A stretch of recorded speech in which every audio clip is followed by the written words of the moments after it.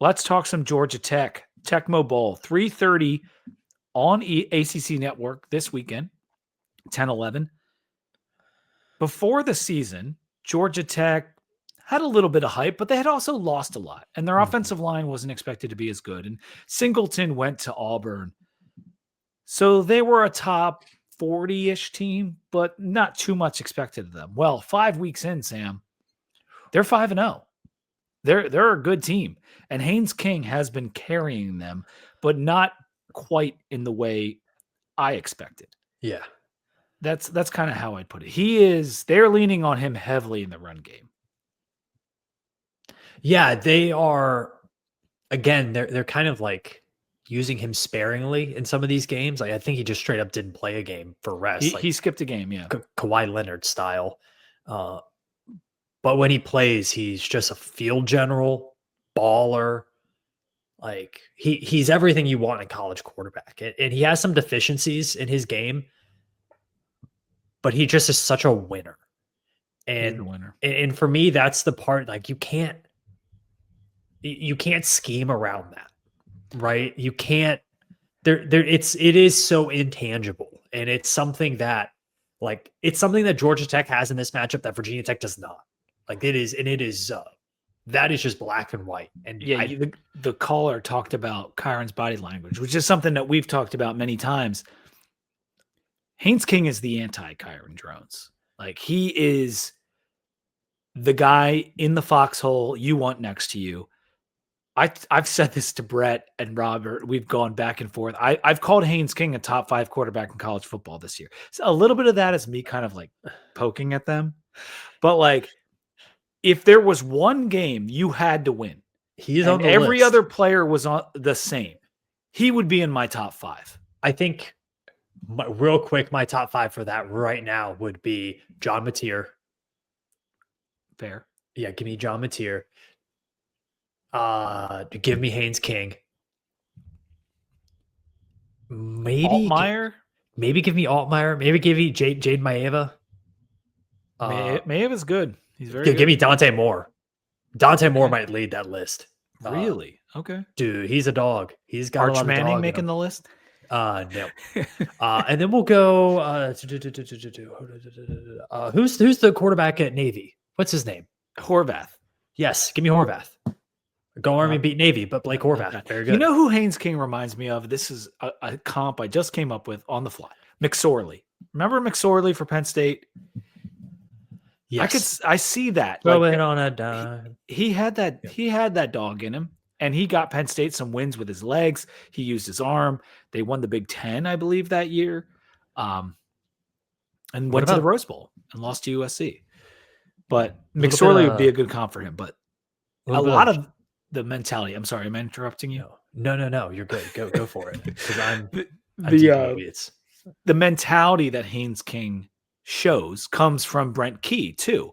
He's one of these coaching tough guys. I think he might have been an offensive lineman in his playing days. He's 23-16 now in year 3, or maybe year 4. 5-0, as I said earlier. And his press conferences are hilarious. Like Billy sent us one. He had the one early in the year about talking about Haynes King and talking about Clemson, I think it was, and just like we're focused. And he's just one of those football dudes. Like it's hard not to like Brent Key. He's one of the football guys where he is so locked into football that he can't really function as a human outside of football. Like if you saw him in the grocery store, I don't think he can do a self-checkout line. Yeah. There's a line from Kirby Smart. Someone was like, this is when Star Wars was coming out, the new ones and everything. And he's like, oh, Kirby, have you seen Star Wars? And he's like, what's Star Wars? like doesn't even know what it is. Like this, like tunnel vision only on football. Like that's Brent Key. My Haynes King comp is Northern Illinois quarterback Jordan Lynch. Oh, that's not bad. That is not bad. Just a run. Like Jordan Lynch will build you the brick wall and then run through said brick wall for you. That's the kind of guy Haynes King is too. So it's funny because King is not getting it done in the air, but the offense for Georgia Tech, 12th in the nation in yards per play, 10th in yards per carry. So they are doing the damn thing on offense. He's got and this was where it's confounding, right? Because his QBR is pretty solid. It's about the same as where it was last year, mid 70s, high 70s, but his passer rating is way down. It's down 20 points from last year. It's 11th in the ACC. A 135 passer rating for someone like Haynes King is, I don't know why it's down so much. Is it just because they lost Singleton? Because they've got a lot of other receivers that are back. They don't throw the ball downfield. I mean, almost every single completion has been within 5 yards of the line of scrimmage, and so that's going to hurt QBR at the time. Their passing plays are like glorified run plays, pretty much. And I don't think it's a defense that's going to really test Virginia Tech's maybe biggest weakness right now, and that is the downfield passing game.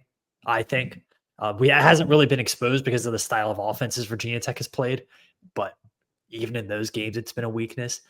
However, I think up front, this team is much more similar to Vanderbilt than any team Virginia Tech has played so far. The offensive line didn't take the step back.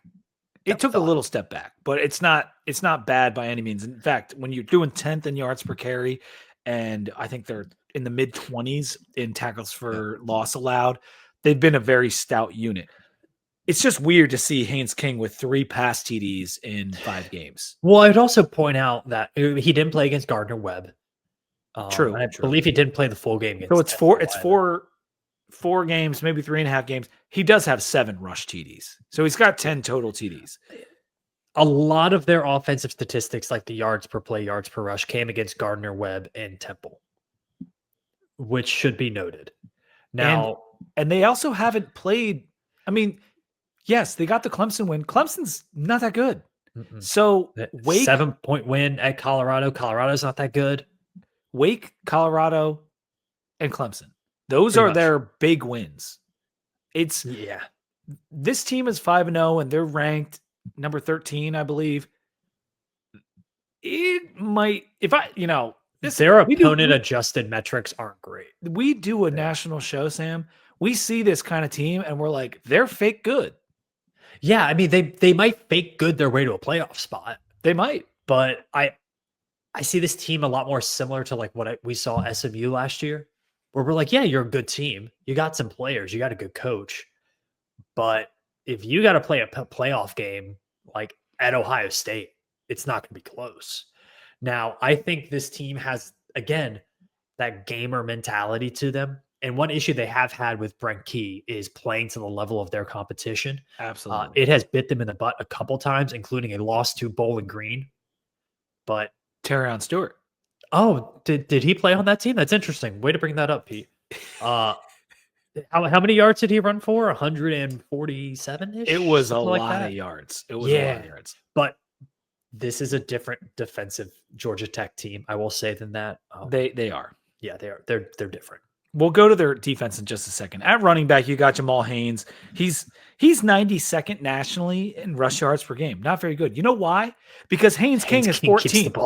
Haynes King is up there with the best running backs in the country in terms of rush yards per game. Like, he's at 95 yards per game rushing. So Haynes is very good. He's just not getting the ball. And at wide receiver, you got Rutherford. He's back and is tied for the reception lead. They took in these 2 FIU transfers. Well, the one of them, Eric Rivers, he's building on what he did at FIU. He's tied with Rutherford with 16 receptions. And then Canyon actually leads the team in yards, and he's a sophomore. Yeah. I mean, they do have good receivers. It's not like they aren't passing because they don't have the talent for it. It's just not in their offensive scheme, but they do have, I mean, Rivers is a dude. Yeah, he's good. They're not using their tight ends, and we said the offensive line is above average. It's a good offensive line. They were one of the most explosive teams in the country using the tight end last year, and they lost their top 2 tight ends. And instead of trying to replace that, they've just moved on. So I think that's why you've seen the offense be a little less explosive and lean a little more on the run game and short passing game than they did last year. So that's part of the reason that their tight ends aren't as statistically significant as they were last year. Good point. On defense, they're 49th in yards per play. And this is significant, okay, because 2 years ago, this was a really bad defense. Last year, they upped their game, but they were still really bad in the back end. Well, they brought in defensive coordinator Gideon, who is a former safety. You figure the secondary is going to get better, and it has. They are 39th in opposing passer rating. That is like up from 100 or something. I mean, they were really poor in the back end. Against the run, however, and this is good for us, good for Terrion Stewart if he's healthy, and Hawkins, 83rd in yards per carry against. They can be run on. It's not a great rush defense. They also do not sack the quarterback. They do not get up turnovers. Like, this is anti-havoc team. Number 103 in havoc in the country. Okay. To give you a little perspective, if you watch the Hokies a lot this year, Virginia Tech's number 67. And we're not exactly tearing it up havoc-wise. No, only 10% of Georgia Tech's plays end in a tackle for loss, sack, interception, fumble, sack, any pass defended, anything like that. They're a very bend, don't break defense. We'll give you 2 or 3 yards, but no more, no less. I'm going to say kind of how they are. I'm going to say a couple nice things about their players on defense, and then I'm going to say why this is a good defense for Virginia Tech. Kyle Efford is back again. All ACC guy, led Georgia Tech in tackles the last 2 years. Lightsey is playing really well for them. He's second in tackles. And in the back, that's where they're improved. It's because they have these, one, maybe a more defensive back-friendly DC, but two, Armani Harvey, Clayton Powell-Lee, Omar Daniels. These are veterans, and they're making plays. Like, Daniels has the only interception on the team, but he's fourth in tackles. Powell-Lee, third in the team in tackles. And Harvey's a good tackler too. So the back end is good. It's up front. Vandenberg, Stone, these guys are okay. They don't get sacks. And if I was drawing up a defense for Virginia Tech to face, it would be a team that doesn't get sacks and is below average against the run. Yeah. That is what this is. Yeah. If we see a healthy Terrion Stewart, am I crazy to say that could be a 2-touchdown swing in this game? Terrion Stewart healthy for 4 quarters? As much as I like Hawkins, they're not the same. No, this is what's so frustrating about this Virginia Tech team is if Stewart's healthy, this is a totally different football team. I know. Now the thing that I think is a little bit scary about this game is, where's the mentality of this team?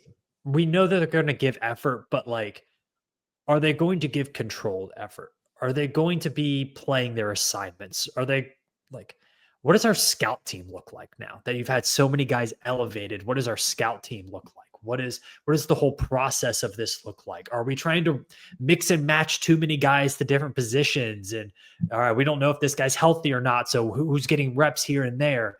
Those kind of questions are not things you can have going up against a team that is just regimented and used to winning. That's maybe my biggest fear outside of anything talent related for this game. I think that's an excellent question. It's a similar question to what we had going into NC State, going into Wake Forest. Will they be focused? Well, coming off of NC State, a big win, we see a bunch of college guys feel good about themselves and lack focus the following week. Yeah. Now they're going on the road again. Whatever Monty did last time, us against the world mentality, he got them focused and playing really well at NC State. This is a similar situation to that. It's hot. It's going to be hostile. Bobby Dodd sucks to play in. Mm-hmm. It's 3:30. Great time if you're the opposing fans to be just the right amount of rowdy. But he got it done at Carter Finley. I feel like because of what just happened, they will be more focused. Terrion Stewart is going to be absolutely key to us having some good success on offense. Yeah. I feel like he's okay based on the social media stuff. You'd hope. It's hard to say. You know what else is weird about when he got hurt in the game? I don't know if you noticed this. He ran the ball. He was on the ground, and then one of the players from Wake came in and hit him late, and all of a sudden he was injured. And he got I wondered if that's when it happened. But regardless, it looked like it was a shoulder, upper body thing that was bothering him rather than a lower body. Yeah. Their offense is flawed. It is potent, but it is flawed. You talked about them not going downfield. King is terrifying to prepare for, but like if his passing's not going to be there, that is our biggest weakness, as you said. Yeah, I don't think he's from a schematic standpoint, I don't think this Georgia Tech offense is it's not Vanderbilt or ODU schematically. I think they're much, much more similar to South Carolina. Okay. And also similar to South Carolina, like they got a dude at quarterback who might just run you over. And you might have the perfect call defensively and you might play all your keys and it might not matter. And he's willing to run. Yeah. And that's the thing for this Virginia Tech team I'm a little worried about because I don't really like there are some guys on this team where I'm like, oh, please, God, do not run towards them. Do not run towards them. Please, God, don't. Because I know how it's going to end. You know who I think needs to have a really big game? Gilliam, Copeland. The big boys. Need Heisman. Fall. Get in there, make some plays. I think it's too many games in a row where they've kind of just eaten up space. We need those guys to make some plays in the backfield. We need those guys to really clog things up and make it difficult because I felt like last week it was like they weren't really getting blown off the ball. The run defense was fine, but they weren't really getting back there and making plays. And those guys are too talented not to be making 2 or 3 plays a game. I agree. And I want to see Laws out there too. Yeah, that's someone to me that is hungry and can make plays. And like, I just want to see his motor out there. So that would be another one on the defensive line I'm looking for. Cephas just has to have a great game. Like he needs to be on his game. Hopefully he's been studying the film enough to slow King down. We must get pressure. The linebackers need to play really well. And if Caleb Woodson decides he ever wants to be part of the team again, this would be a great time to do it. This is it. This would be a great time. You're running out of football games here, buddy. So before the season, thinking about this game, I thought it was going to be a higher scoring loss for Virginia Tech. Like both teams kind of go at it and we lose maybe a shootout-y kind of game. I think this is the opposite now. I think this is a lower scoring affair. Their offense isn't quite what I thought it was, and ours certainly isn't. I like the under in this game. It's 55.5. Yeah. I think your only fear for that overhitting is a Vanderbilt situation, and I don't see that happening. What do you think about the line in general? 14.5. 14.5, Georgia Tech. So on one, right, this is a terrible answer, but like on one hand, Georgia Tech plays to the level of their competition. They have a 1-point win against Wake Forest, a 3-point win against Clemson, a 7-point win against Colorado. So this isn't a team that looks like they're really built to blow anybody out. Right. Like, why are they going to cover now if they've not been covering that number? On the other hand, I think they are a significantly better football team than Virginia Tech. And it's on the road.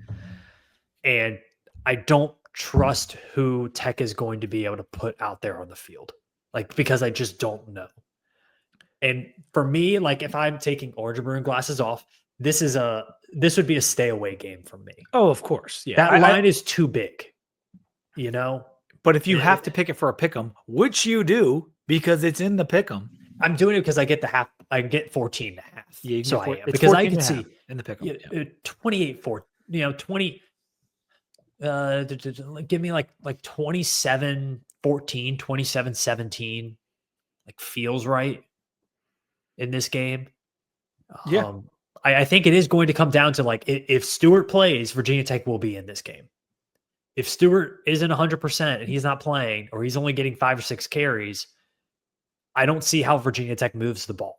I like that we're on the same page about Stewart. I like how important he is. And I wish the coaching staff would seemingly understand that, because I don't know if I think there's been a behind closed doors real frustration with his health. I don't think it's been directed at Terry and Stewart. I think they knew how good this guy was, and it was really disappointing that he wasn't 100% through fall camp.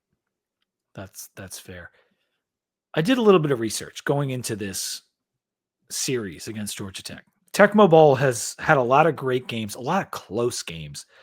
Last year, you'll remember, we beat them by 15 points. It was 21-6. Now, they had a backup quarterback, but even that being said, we don't typically beat Georgia Tech by 15 points. They don't typically beat us by 15 points. That's what would need to take place in order for them to cover this spread. Since 2008, we've played them 15 times. We've only missed 2 years, and that was like because of COVID and something else. 9 one-score games. 9 out of 15 one-score games. 18 and 19 were blowouts either way. We shut them out in 19 when Bud was having his last hurrah. And in 18, they kicked the crap out of us when we had one of our worst defenses ever. There was one other game that was over 15, and that was last year. So 3 games were within 2 touchdowns. So let me break it down for you. 9 one-score, 9 within 2 touchdowns, or 3 within 2 touchdowns, 3 huge margins. My point is, in the entire 20-game series playing Georgia Tech, they have beat us by more than 14 one time. And that was 2018. So 1 out of 20 times, they've beaten us by the margin that is this spread. Yeah. Past results don't dictate. Do not indicate. Yeah. But it's the Tecmo Bowl, man. Like at 14 and a half, like weird it just things happen in this series. It seems There's crazy a lot to of me to not take Virginia Tech here. And you think about us being, what was it, 10.5-point dogs 2 weeks ago? Yep. Is that right? Winning outright is 10.5-point dogs. Yep. I feel like this is similar. Like absolutely no one thinks we can win this game. Nobody.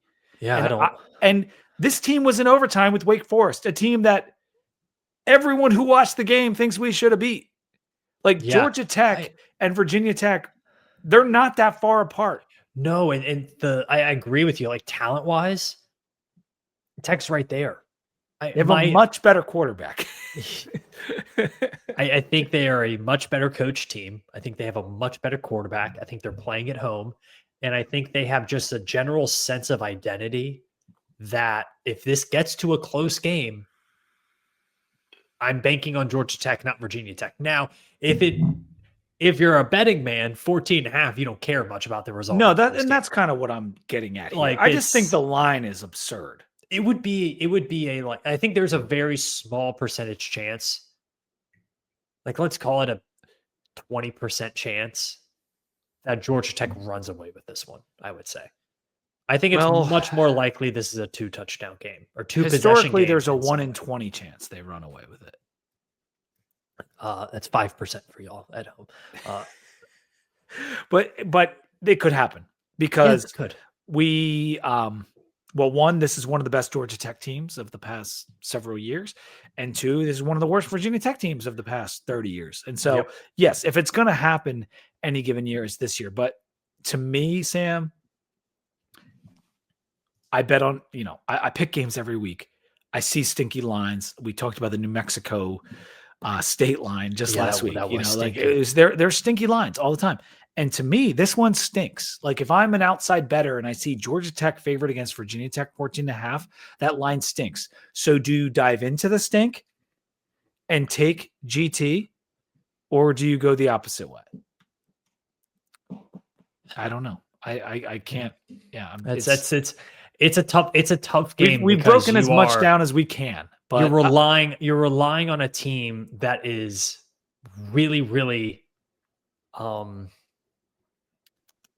messy to be not messy. I'll put it this way. Well, I don't pick Virginia Tech games on the pod anymore. Me and Rob used to pick them against the spread a lot. Eventually, it just felt like we shouldn't be doing that. This is in the pick 'em, and I'm picking Virginia Tech, and I'm not hesitating. That doesn't mean jack shit to any of you. That's just what I'm going to do. Yeah, I'm with you. All right.